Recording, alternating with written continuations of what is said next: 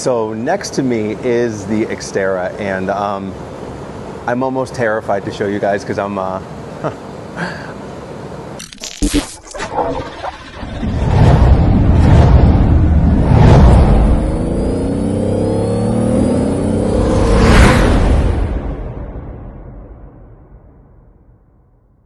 you know, it's October 1st and it's going to happen.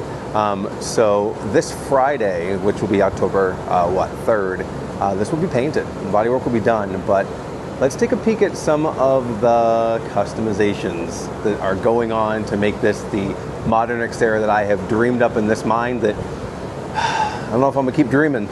So as you can see right there, we have a cutout for the new taillight. What's great about the OEM fender is it kind of flows with the front fender of the 2022 Plus Frontier. As you can see, doors are off because they are being modified to fit perfectly. And as you can see here, the front end has not been fitted just yet. So where it starts to come together on this side is you can see where that front fender of the door fits here. And then you can kind of see where we've kind of cut and pasted Frontier door into the Xterra door and getting that taillight integrated, which is a huge deal. So keep in mind, there's still a lot of modifying to be done, getting everything to fit just right. But as you can see from this view, there's a Frontier taillight in an Xterra, and I think that that's absolutely wild.